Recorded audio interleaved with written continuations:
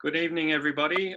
As your audio starts working, we're just letting a few more people join, but we'll commence the tasting shortly.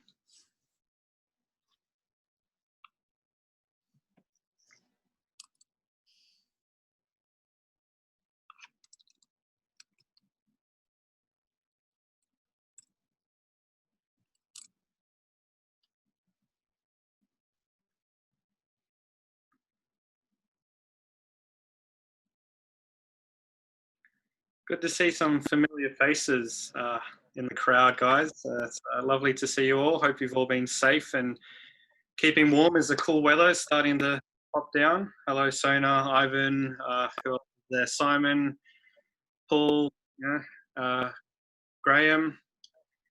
Good to see you, mate. Reese, nice to see you too. A few new faces. Rob, how you going, mate?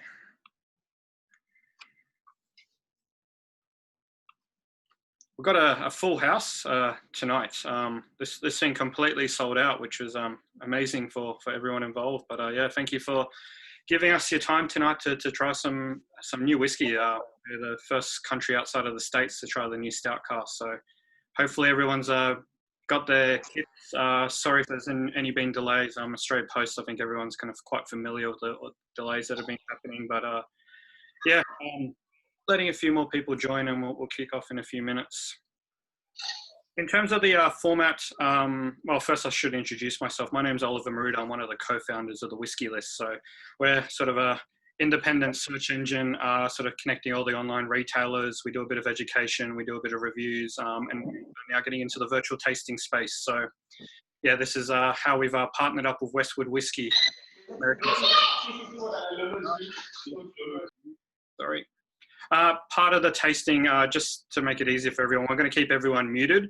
That way there's no background noise, no slurping, no crunching of chips. You guys can kind of enjoy yourself in the background. If there's any questions though, this is a live Q&A throughout. So there's that little text chat box in the bottom. Hopefully everyone's kind of done a couple of Zoom calls or virtual tastings today.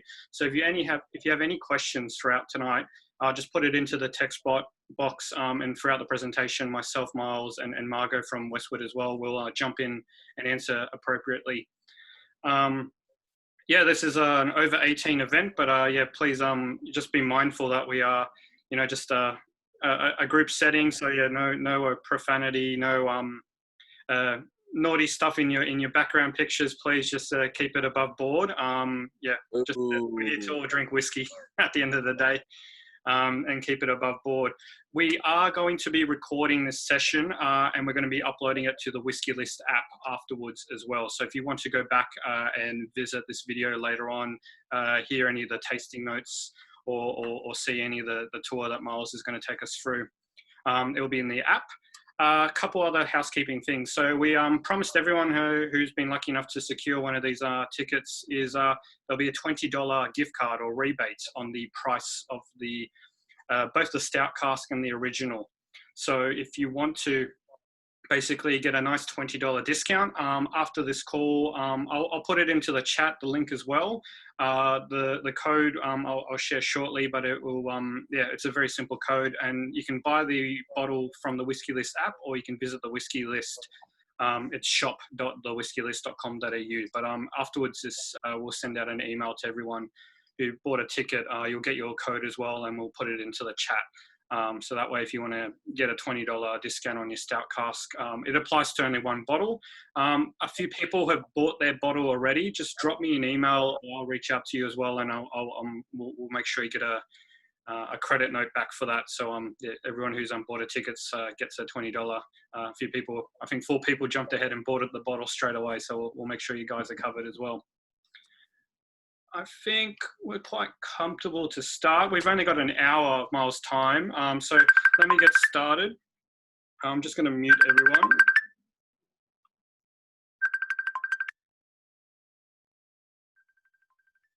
sure where that noise is coming from.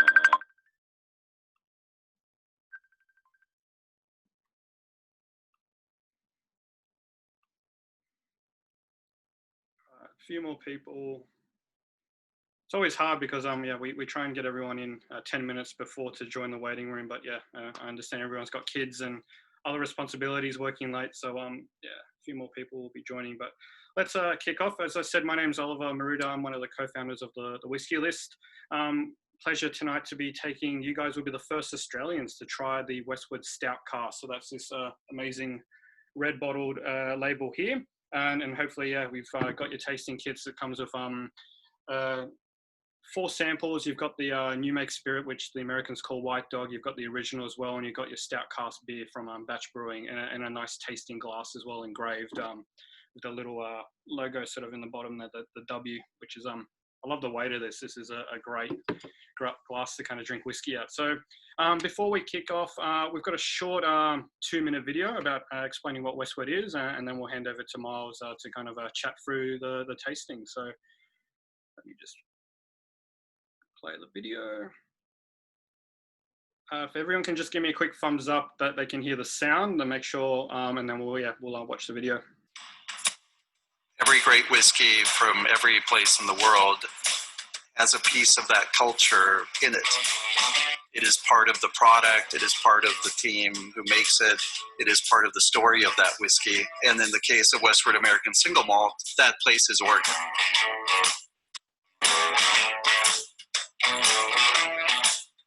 Westward American Single Malt, it's a new category, and it's one that we are really pioneering and forging the path of. The reason why Westward whiskey needs to be on everybody's back bar or in everyone's home is because it's different than anything else you'll ever taste, and you can taste the quality in all of the ingredients. Every drop of Westward we have ever bottled began life as craft beer. We are one of the largest pale ale breweries in Oregon. We just so happen to take that pale ale and distill it and turn it into Westward American Single Malt whiskey. And it begins with the quality of the ingredients and the care that we put into what we do with them. Every one of those barrels began life in a barley field as a half a ton of barley. We age our Westward American Single Malt whiskey in medium char American white oak barrels. Once Westward goes into the barrel, it'll be many years before that product is actually ready to bottle and to take out into the world. And the end result is a product that I personally feel like is completely different than any other American single malt that I've had on the market. We're always very proud when we get great news about yet another accolade that the brand has picked up. The gold medal in the San Francisco World Spirits Competition. Highly recommended rating from the Ultimate Beverage Challenge. 94-point rating from Wine Enthusiast. We've had malt whiskey from Scotland for hundreds of years, and we had the opportunity to really make something uniquely American.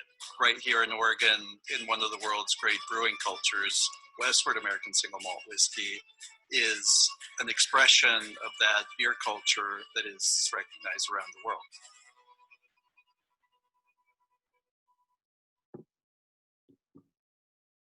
All right.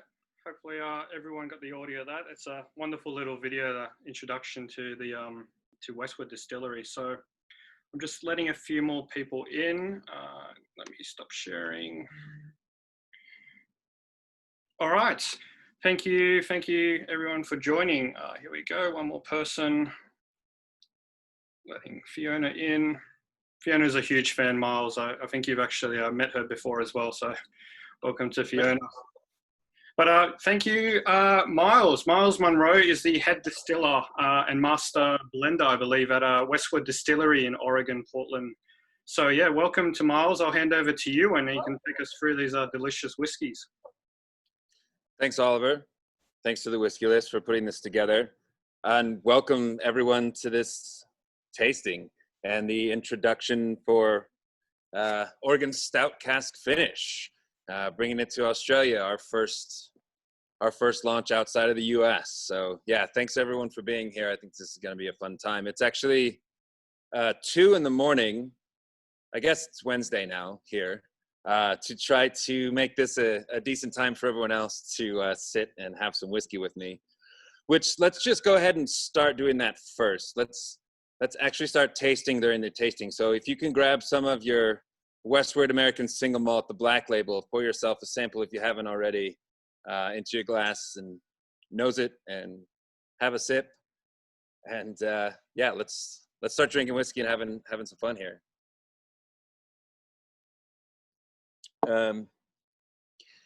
Yeah, as that video states, rather obviously, you know, we are a whiskey that speaks of its origins. We are a regional style of single malt. We are pioneering and have been for years now the newer category of American single malt whiskey. It's something that we've loved sharing with Australian consumers as well. You know, Australia produces a lot of amazing single malts as well. You're putting a lot of great whiskey out into the world stage also. I was there last year, around March, launching our core expression, the flagship Westward that you're drinking now.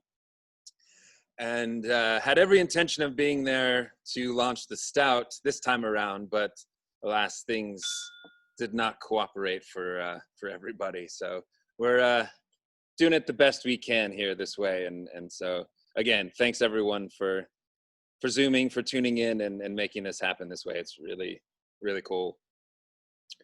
A bit of history about us. Actually, yeah, before I really jump in, thanks, Oliver. If you do have questions, hit that chat up. Oliver's nice enough to field those, and he'll throw those my way as we kind of go along. And we'll get to all your questions for sure. I'm actually also, I'm at the distillery. I decided to stay here throughout the night, and I'll show you around. I'll show you our wash system. I'll show you our brewery, basically, where we're, you know, creating our malt wash. And then I'll show you to our stills a bit later on, our 2 pot stills where we're running that wash for our new make. But yeah, so Westward, you know, we've been around since 2004. Definitely one of the first craft distilleries in the States. Actually, when we applied for our license in 2004, there were maybe 3 dozen craft distilleries in the country. Now there's well over 2,000. You know, it's just a big boom here. Well, big boom everywhere, obviously. I think that's obvious in Australia as well. But yeah, we're definitely, yeah, I guess at this point, sort of a pioneer in the American single malt style.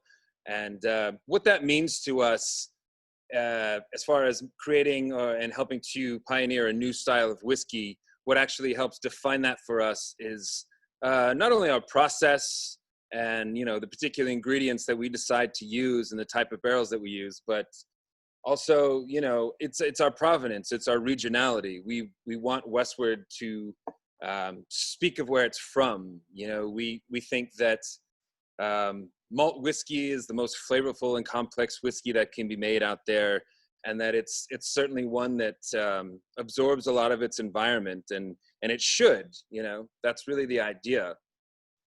All of our barley, you know, it's 100% malted barley. All of our barley is grown in the Pacific Northwest, sourced by us throughout the Pacific Northwest. It's malted just about 12 miles away from the distillery. Great Western Malting is the name of the company. They've been around since the mid-1920s. They supply most of the breweries and a lot of the single malt distilleries all throughout Oregon and Washington.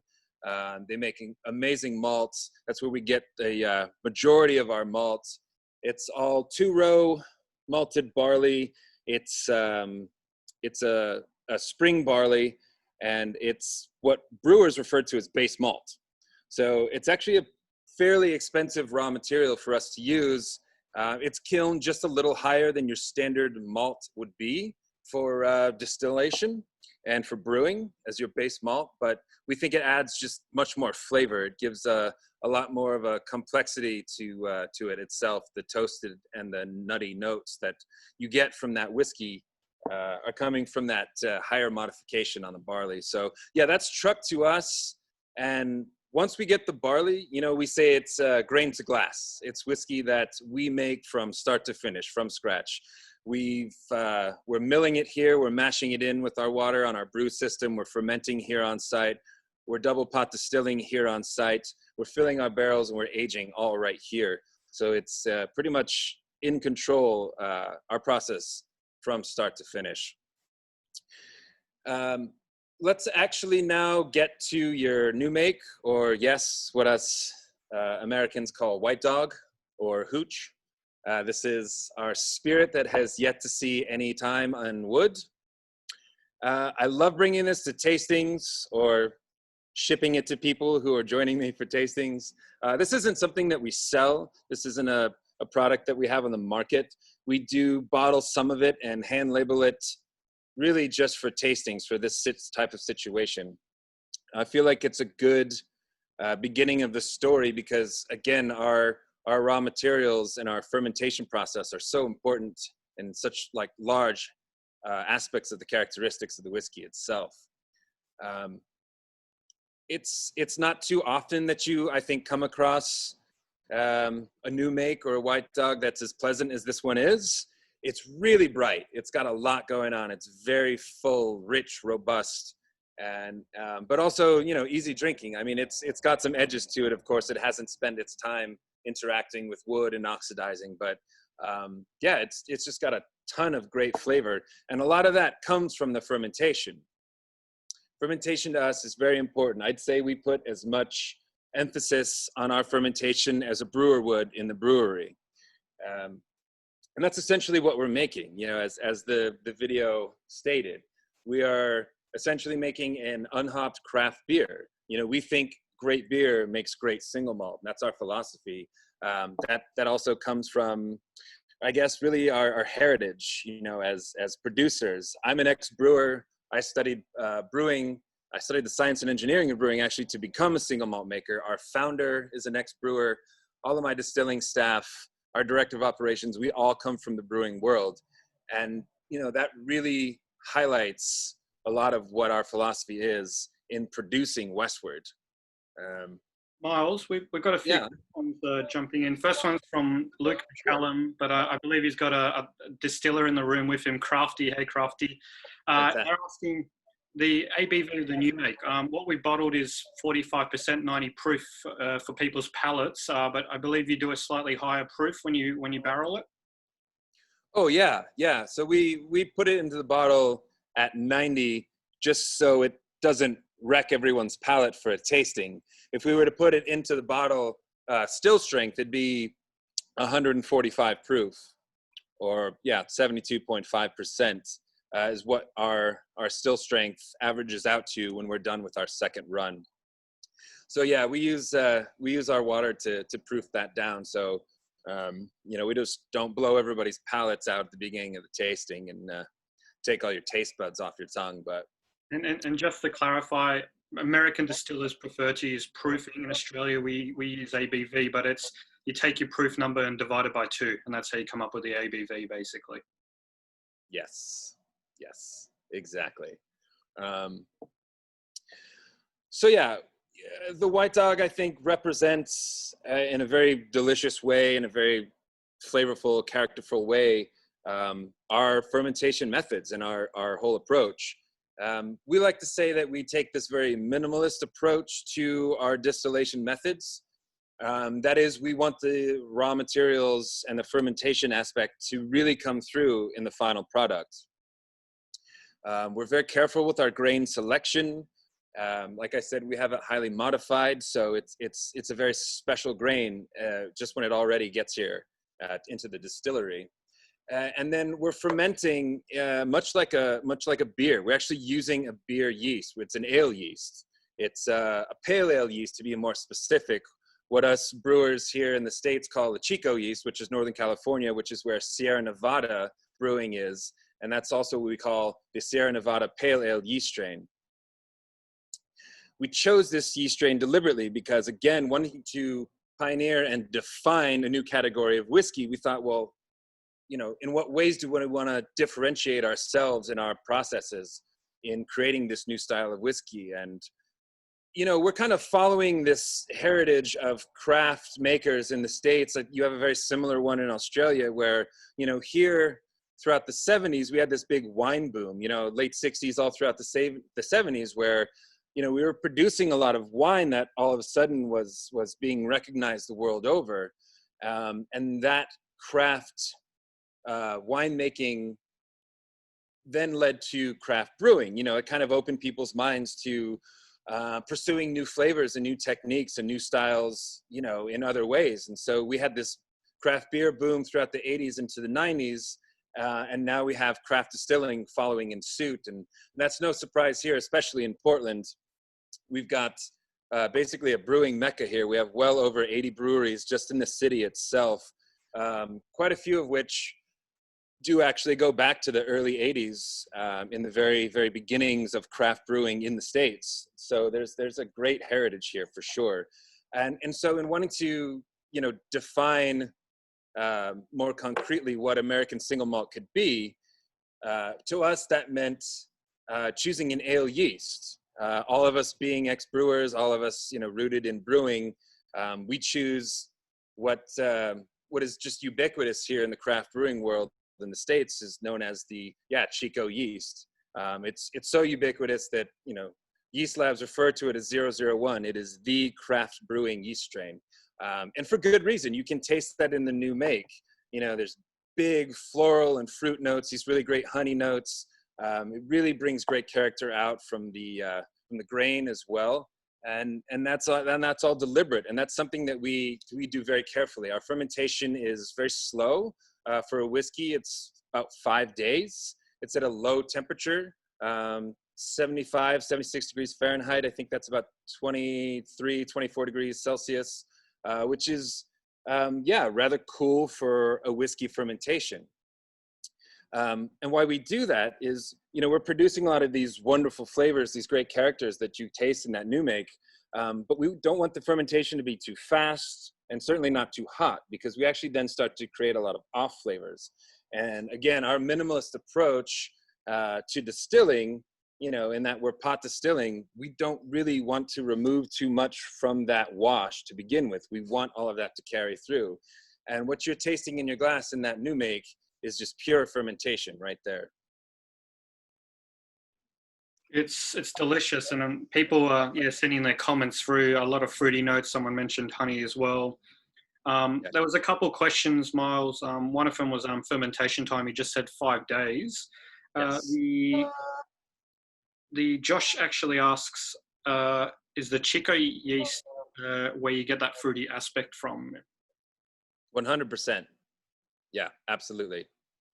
Awesome. Yeah, that yeast is famous for producing big floral and fruit esters. Esters are, you know, organic acids that just bring huge aromatics and great fruit and floral notes that's famous for that. And Douglas asked the question, what influenced your decision to use two-row barley? Was it that flavor, the way the yeast and the barley works together? Nice. Douglas, that's a great question. Two-row barley is also something that pretty much all craft brewers use as their base malt. It is very flavorful.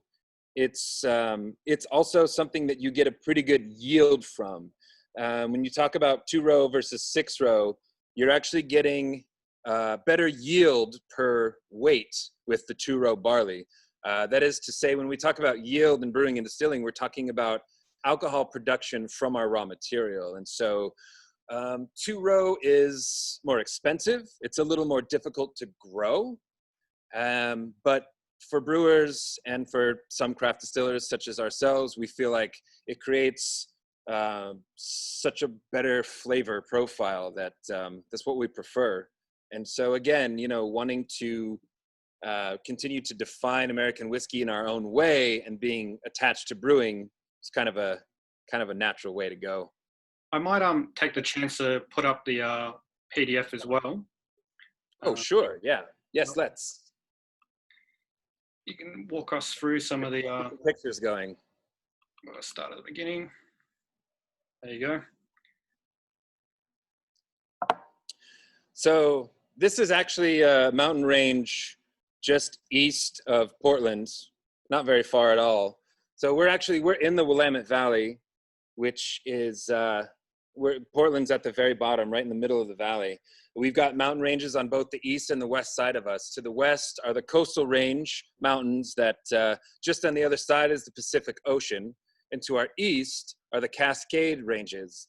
The Cascades are called that because just north of Portland, actually what borders Oregon and Washington State, the next state just above us, is what we call the Columbia River Gorge. And this is basically where a massive river, many, many hundreds of thousands of years ago, decided to, instead of going around a mountain, they would go through the mountain ranges. And that's the Cascades. And they're called the Cascades because when this gorge carved its way through the mountain range, there's now just dozens and dozens of beautiful waterfalls that go along this gorge and come down from this mountain. Portland is in the Pacific Northwest, which I'm sure a lot of you don't know is actually in the top left corner of the United States. We're just above California. We're in the northwest corner there, and it's a very green, very lush area of the country. Because we're actually stuck in this valley, there's a lot of rain here. We actually see like 30% more average rainfall than, more rainfall than the national average here, which is a couple more meters of rain per year just here in this valley than the rest of the country. So yeah, a lot of rain, which actually makes for a great environment for our particular kind of single malt. And I'll kind of go into that a bit later when we talk about aging, but yeah, so we're actually in a pretty great area for making whiskey, or our style of whiskey, and for making beer. You know, our source water is actually coming down from those Cascades. It's snow melt from that mountain that actually supplies Portland with its water. It's very soft, so it's great for beer. It's great for single malt whiskey. It's really, really clean water because, you know, it's all rainfall that was snow and then it's coming straight down. It's really, really quite great. And then, you know, the barley as well. This is a great area for growing barley. It's just really great for growing a lot of things, actually. We're lucky in that way. There's just a huge abundance of great raw materials here in this part of the country, which, you know, really spurs a lot of makers to come here. I mean, not only just, you know, brewing and distilling wine as well. The Willamette Valley actually has some pretty famous world-class Pinot Noir makers. And, you know, we also have a great restaurant scene here as well. For that reason, there's just a lot of great growing areas all around here. And so that's where we're coming from. And that's, you know, that's another way that we want to help represent the Pacific Northwest. We want that to come through in the whiskey. So if we can actually grab our second sample, if you haven't already, I hope you have, we'll get back to Westward American Single Malt, the Black Label, our flagship whiskey, and revisit that now that we've tasted the White Dog, now that we've actually experienced the new make before it's spent any time in barrel, you know, with the wood and oxidizing in its environment. And you can see now what happens then. So while everyone's sort of tasting their whiskey, a couple more questions, Miles, coming in. Sure. To answer your question, you asked if that was his backyard. Yeah, it's about 45 minutes. You kind of get the wilderness already straight out. Oh, yes. Yeah, so that one's a very short drive for Miles, and he's got that wilderness. Awesome. But Stephen asks, aside from the new make, can you explain the color of the whiskey? You cut out there for a second. Would you mind repeating that? Sure. Stephen asks, aside from the new make, can you explain the color of the whiskey? The coloring, yeah, absolutely. Thanks, Stephen. Sure. Generally, the coloring in whiskey and most barrel-aged spirits comes from the barrel itself. You can see with the new make there, it's perfectly clear. Everything coming off a still, if you're doing it right, should be clear. The coloring for whiskey, for American single malt, for Westward in particular, is all from the barrel. Now, it's acceptable, and it's actually defined by law as acceptable, both here and I think many countries around the world, that you can actually use some caramel coloring to alter the appearance of your whiskey to a certain degree. There's only a certain amount. And this caramel coloring, E150, it's natural. And some people do that, especially some larger brands for consistency's sake, but we don't do that. That's to us just, yeah, not really the upfront, forward, I guess, sort of, again, just minimalist approach to producing this particular style of whiskey. We just don't do that. But we do get a lot of color in our whiskey. You can see, so I will say this, Westward is designed to be a young whiskey. It's engineered to be, from its start, a fairly young whiskey. We're aging 4 to 5 years. That's our standard, 4-year being our lower limit. But we do still pick up a lot of color in those 4 to 5 years. And the reason for that is that we're using brand new barrels. So in the States, let me back up for a second here. In the United States, bourbon is whiskey. When you say whiskey in the United States, that's what everyone thinks you're talking about. Bourbon is the ruler. It is all about bourbon. And it has been for most of the 20th century. You know, when we had our prohibition, I think around the same time Australia had theirs, when we got back to our senses and things were brought back online, there were really only 3 or 4 very large producers that were actually able to recover from that. And they had pretty much bought up all the other reserves of whiskey around. And they pretty much had forged the path for the rest of that time for what was going to be happening with whiskey in the States. And they were bourbon producers. And so bourbon took hold. So part of bringing prohibition, repealing prohibition and bringing whiskey back with some of these bigger brands and these bigger producers cutting deals. And one of those deals was with the lumber industry and with the cooperage industry in the States. And so when we started to set down standards of identity and rules and laws, you know, these standards of identity that let you say, to a certain extent, you know, label laws, like if you want to put the term bourbon or whiskey, rye whiskey, malt whiskey, straight whiskey, any of these terms here in the States, your new make had to go into a brand new, never before used, charred white American oak cask. That was set back then, and it's just kind of been that way for a long time. Currently, American single malt is a designation that is not yet officially recognized by the TTB, our arm of the government that regulates spirits. And so, I mean, we've been lobbying for that. We're thinking within the next couple of years, we can have that definition in place.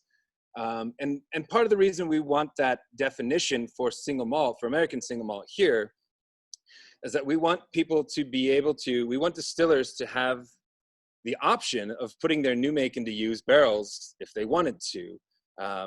But as it stands now, most of the whiskey has to go into new charred oak barrels.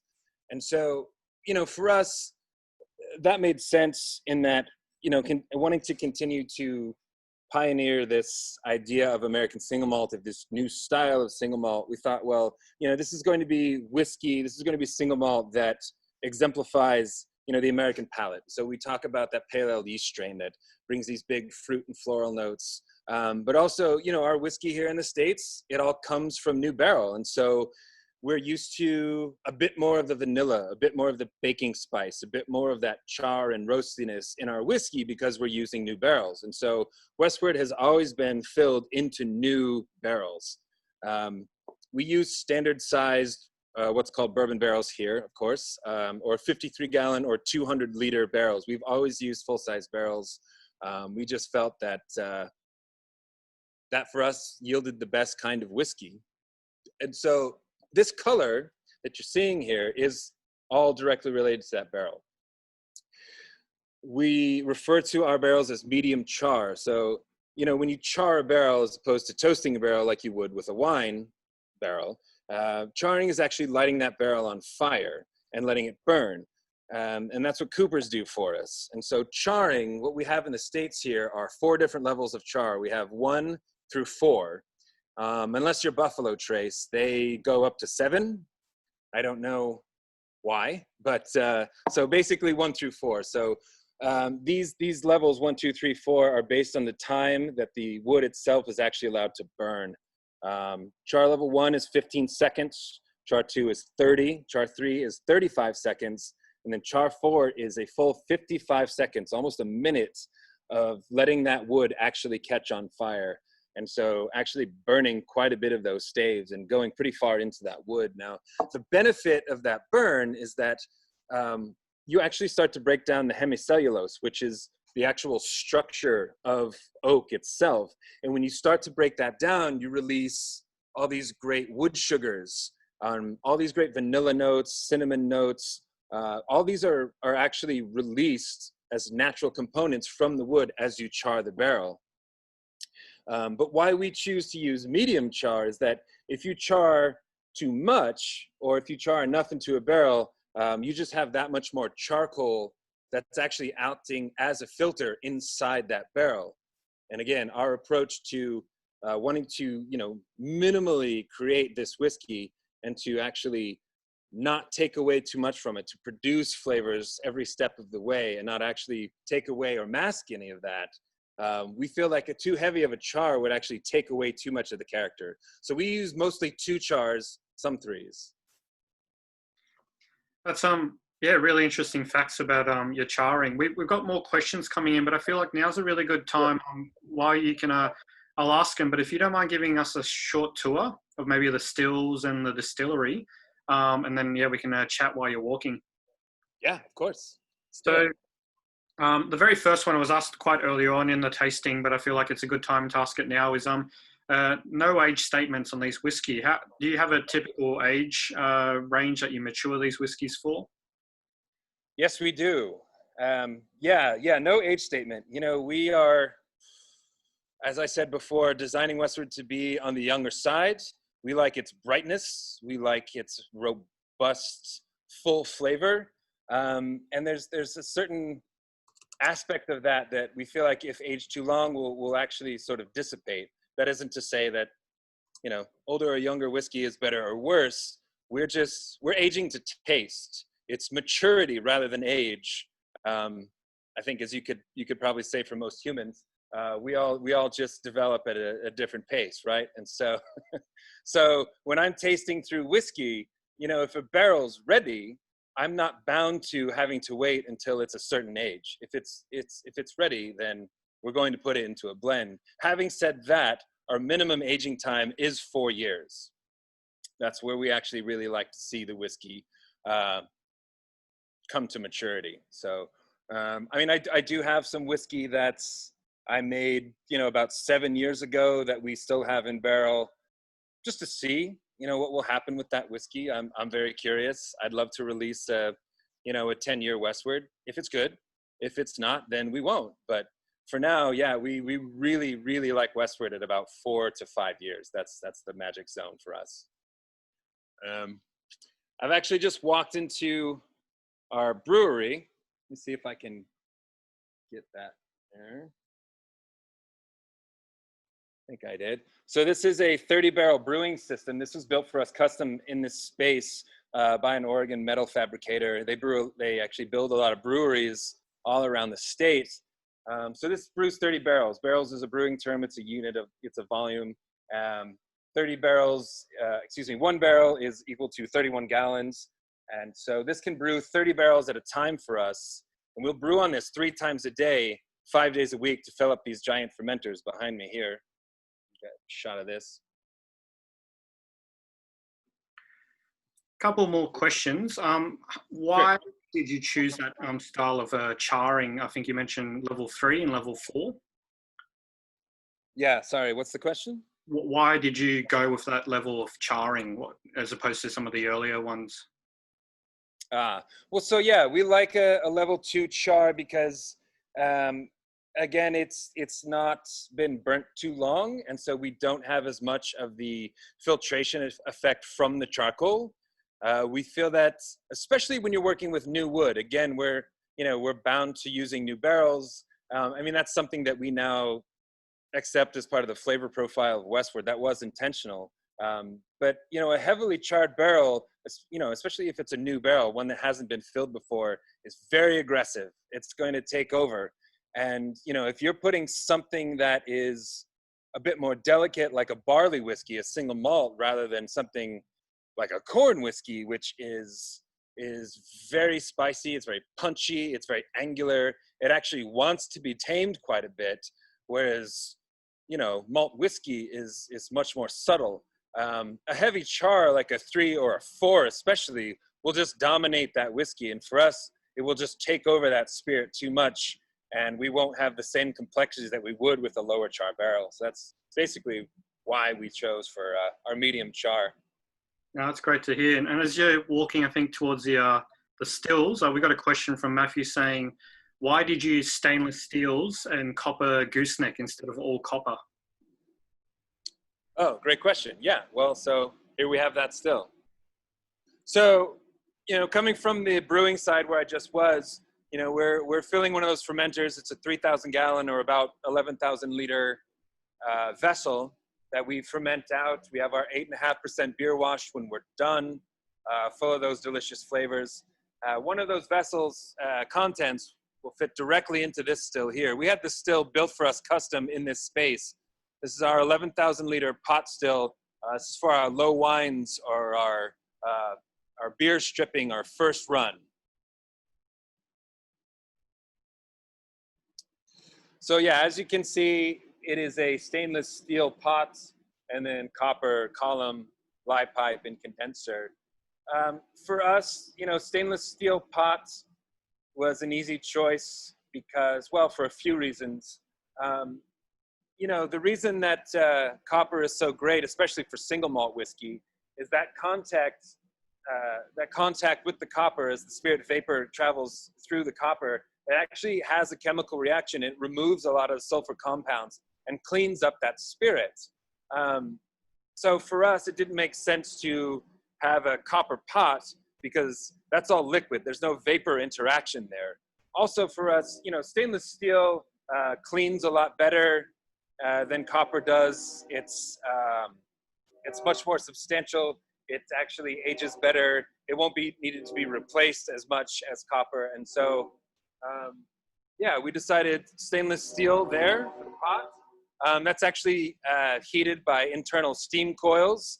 Everything runs on steam here. We love steam heat. Steam is very efficient. It gives off its heat energy very easily. It's also very safe. It doesn't really ignite anything, such as flammable vapors. But yeah, you know, where we do have spirit contact our vessel is in our column. So this is a hand-hammered, hand-formed copper column,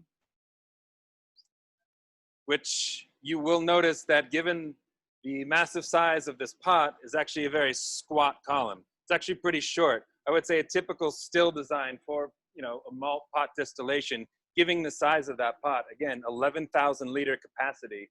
That could easily be twice, maybe 3 times as tall as it is right there. But this is our custom design. This goes back to our minimalist approach. I mean, you can see even our bell right here is at the bottom of our column.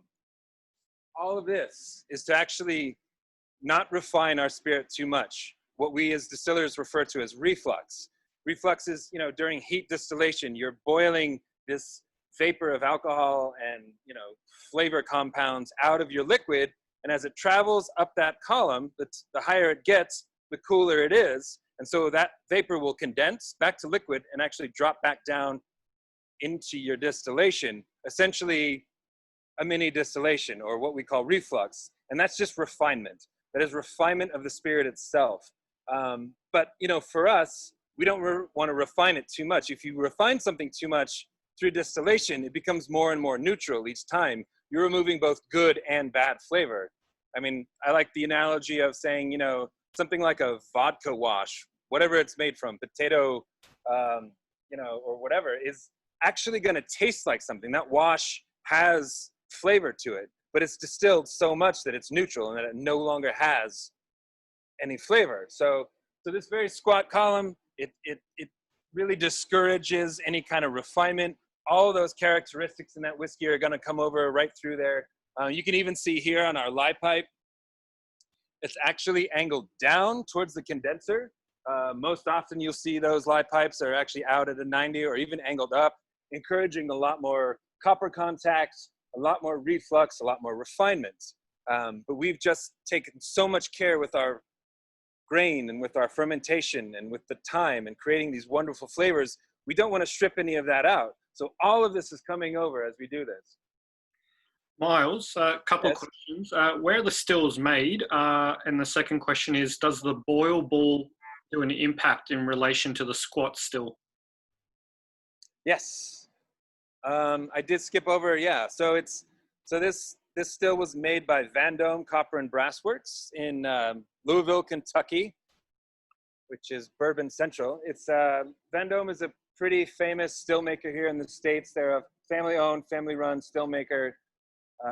Pretty small operation, and it's really all done by hand. It was pretty great, actually. They'd send me videos of this being made, and you know, this giant piece, 2 pieces of copper actually on this big form with, you know, one person with a blowtorch going around in a circle and someone behind them hammering it into shape. We were really excited to start making whiskey on this. Yeah, and in reference to the ball, you know, it absolutely does make a difference, you know, as far as placement. I mean, every inch of a still design, every detail really makes a difference on how your spirit character is going to be. This boil ball, this onion down here at the bottom, you know, this is going to give you some reflux. That's the whole point to these boil balls, is to, you know, give you a lot more surface area for copper contact and then for condensation, so that can all drop back down into solution. But when you have this down at the bottom, this actually stays pretty hot, so you're not going to get a lot of that. If one of these balls was near the top, then you'd actually get quite a bit of reflux, because it'd be a lot cooler up there and a lot more copper contacts. You'd get a lot more refinement. So again, we don't want too much of that. A lot of our efforts and a lot of our, you know, flavor creation is early on, is early stages, and we want to retain all that. That's, yeah, really good insight there, and some key decisions made in the process that's so important to making whiskey. Really interesting to hear. And I'm just conscious of time. I think we should crack into the why we're all here, the stout cask. Yeah, let's do it. So whilst Miles is walking back to his distillery desk, and thank you for his tour, yeah, if everyone can just open up their stout cask. It's also paired with a Batch Brewery stout cask beer.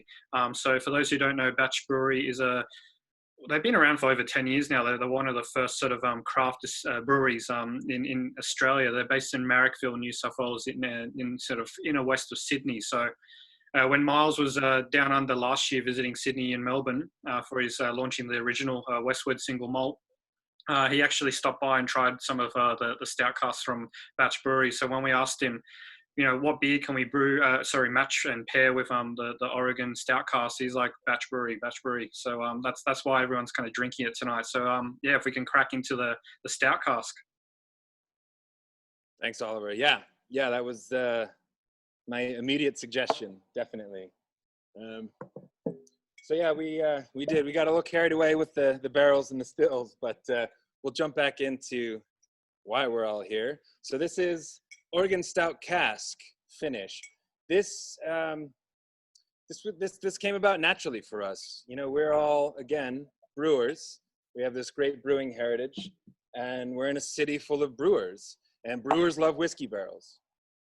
You know, we're constantly being asked for our barrels. You know, especially a darker beer, you know, those whiskey characteristics can really bolster, you know, especially a higher alcohol proof beer, a darker one at that. And so, you know, for us, not only, again, being brewers and coming from that background, but realizing also that Westward has this really wonderful chocolate roasty notes to it. It's got this really great sweet kind of brown sugar finish to it as well.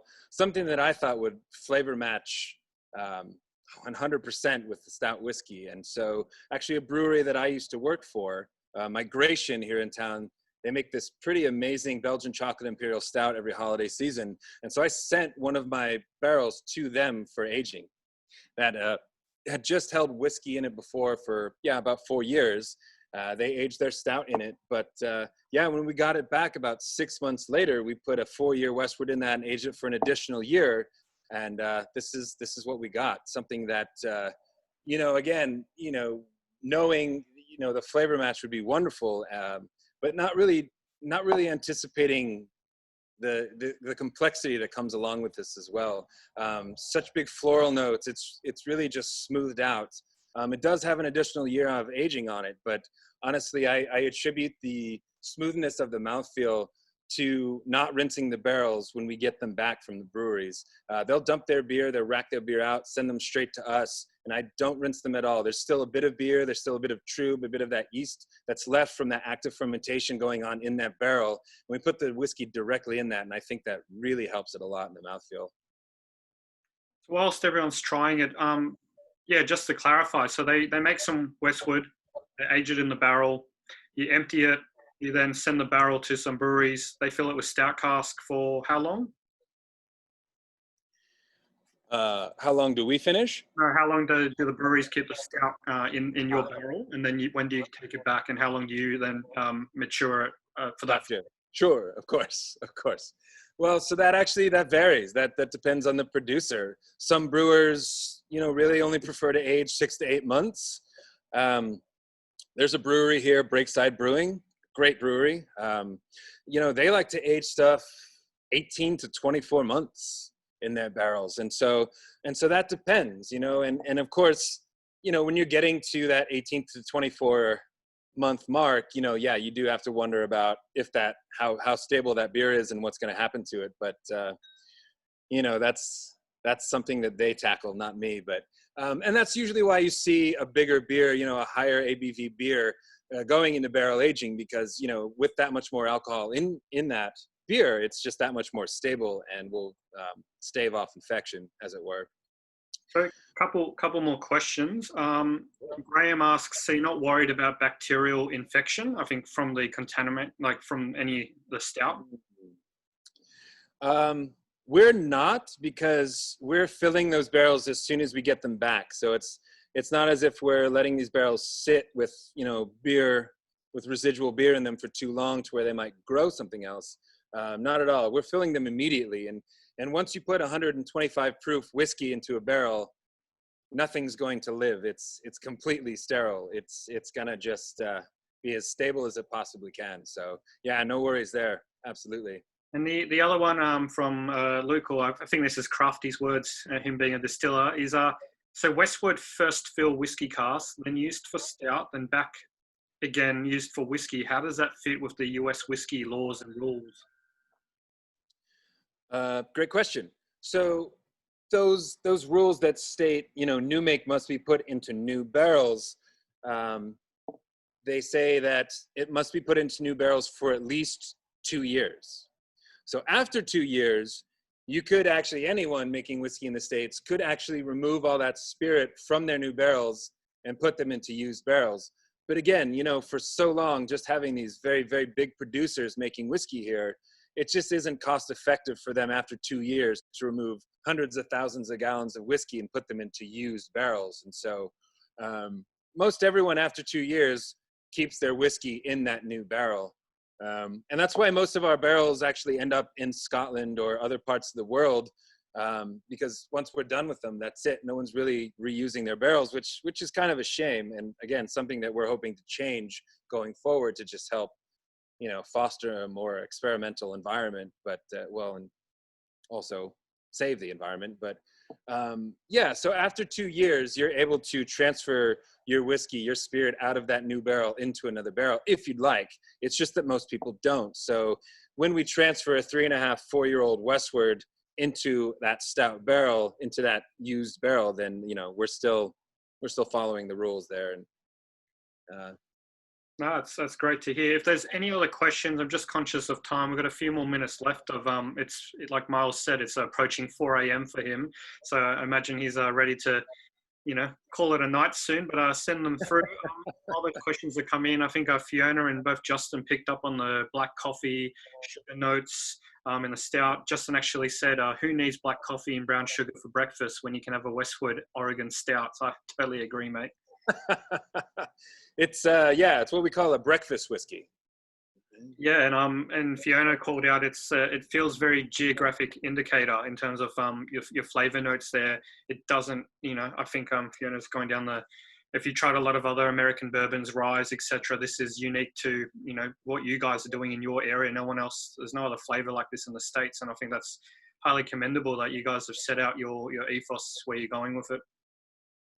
Well, that's wonderful. Thank you for saying that. Yeah, I mean, again, using local ingredients, making it here, aging it here, you know, striving for provenance to come through. Yeah, that's the intention. Absolutely. We are wanting to create a regional style of single malt. And Joe has just kindly added, it goes really well with cornflakes. I'm going to trust you on that one, mate. Terrific. Another question from Crafty. He said, thanks for the earlier answer. If you could, do you think you could put new make directly into a stout barrel, or do you need that initial sort of maturation and without the stout finish? Man, that's a great question. We've actually filled some returning stout barrels with new make. That's only been within the last couple of years. I mean, the first time we did this was just 4 years ago.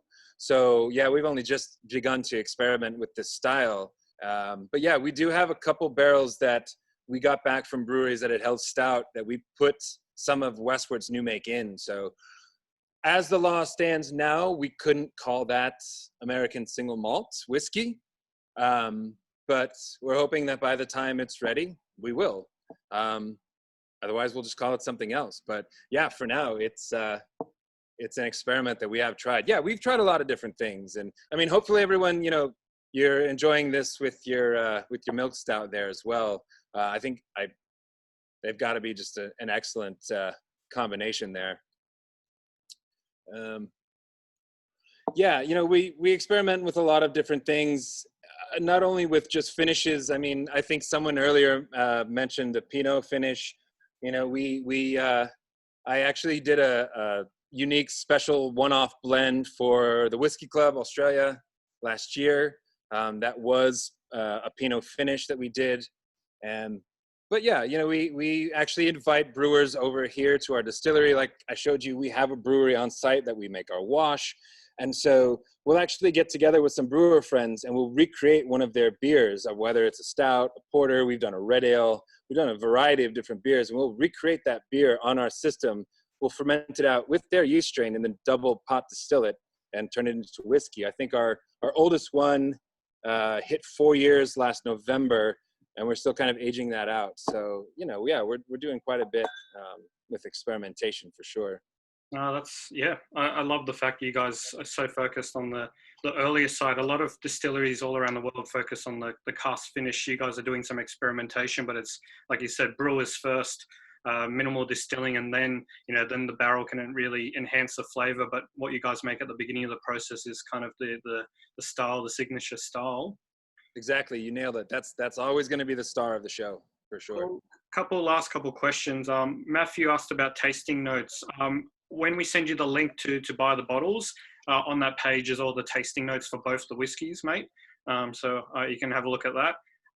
Otherwise, sorry, there's a few more coming in.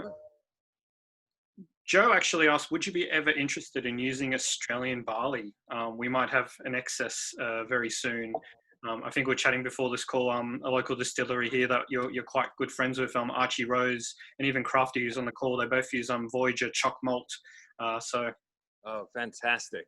Would love to. Yeah, that'd be amazing. That'd be amazing. I mean, you know, as focused as we are on our own little corner of the world here, we are nothing if not collaborative. Absolutely. I was absolutely honored to be able to visit Archie Rose and present there. And, you know, same with Starward. Everyone was so welcoming. And yeah, we are absolutely down to try some Australian malt. That would be amazing. Absolutely. Yes. Cool. And we've got another question from Rob. Sorry, I saw it come in and I didn't get a chance to ask it. Your labels, Miles, say straight malt whiskey on the label. Is that marketing or is that different from single malt whiskey? Straight malt whiskey. Yeah, so straight malt, that's another term in the States that that we used for a little while along with American single malt. So to define straight malt whiskey, that means a whiskey that is, the new make is put into brand new, never before charred white American oak barrels for at least 2 years and is, you know, made by one producer. So the straight malt whiskey could essentially, I guess, for lack of a better term, be considered also American single malt whiskey. I wouldn't say across the board they're interchangeable, but yeah, straight malt whiskey means that, 100% malted barley has been used. That new make has been put into a new barrel for at least 2 years. Yeah. Thanks for clarifying that one. I think we're pretty much out of time. I know there's a few more. Do you have a couple more minutes for one or two more questions, or you want to call it a night? Of course. No, I mean, it's late enough, right? Yeah. I appreciate it, mate. I love it. Dedicated to his craft. Ricky just asked if you could please explain what the law for American whiskey is. I think you touched on it a bit earlier. Minimum 2 years in virgin oak casks. Is that the only laws that you need to kind of work with, or? Well, so the term American whiskey or American single malt whiskey, again, isn't actually yet defined by law. We're working to help define that for a few reasons. We want to educate consumers here. Again, bourbon is just so big here in the States that we want people to understand what single malt, American single malt is when they're grabbing that bottle, when they're looking at it on the shelf. We want to help define that. But ultimately, why we want to help define that category and make it, a legal designation is that, again, we want to get away from these antiquated laws that don't particularly apply to a lot of what craft whiskey makers are doing these days. Bourbon is a legal term. It has to be made in the States by at least 51% corn, going into new barrels, under 125 proof, distilled under 160 degrees proof. It's a definition. What we would like to do with American single malt is just open that up a bit more and encourage more experimentation. I mean, that's where we're seeing a lot more flavor development, a lot more new ideas is through experimentation. So yeah, American whiskey isn't a term yet that's been, legally defined. American single malt has also yet to be legally defined. But one of the stipulations we'd like to have for American single malt is if you want to put your new make into a new barrel, go for it. If you don't, put it into a used barrel. That's fine too. You can still call it American single malt whiskey. We just want to loosen up some of those regulations and encourage just a bit more experimentation. If that makes sense. Thanks for clarifying that one. Hopefully everyone's had a try of all four, the 3 whiskey samples and the beer as well. I think that's it in terms of tonight. Thank you so much, Miles. Thank you for everyone for giving up your night and drinking some American single malt with us. It's been a pleasure having you, Miles. Thank you for taking the time so late in Oregon. But I hope you're staying safe over there with COVID and everything like that. I know you guys have been working hard throughout and repurposing people into bottling lines, and the reps are now doing virtual tasting. So, you guys are employing everyone still. There's no changes in how the business works in terms of the top line, but you're still looking after everyone. And that's great to hear there. In terms of the $20 gift card, I'm going to send out an email very shortly to all the ticket holders, but I'm just going to put the link and the code, it's Stout20, into the chat as well. So that's a link to the Oregon Stout Cask. We've got 100 bottles available. That code's available to also use on the original Westwood single malt as well. So if anyone wants to grab those prices, otherwise they're available at Vintage Cellars nationally. And the social media handles, if you want to take pictures, upload any of this stuff, feel free to talk about it, tell your friends. It's at Westwood Whiskey and at the Whiskey List, basically. So thank you for everyone for your time, Miles, again, and Margot for bringing the Stout Cask, Oregon Stout Cask to Australia, and the first in the world outside the States, where it's been a pleasure chatting to you and hearing the stories. It's been my pleasure. Thanks, everyone. Stay well. Cheers. Cheers, man. I'm going to go to bed. Have a wonderful sleep, mate.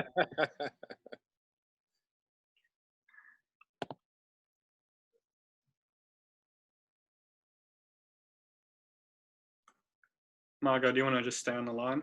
Yeah, sure.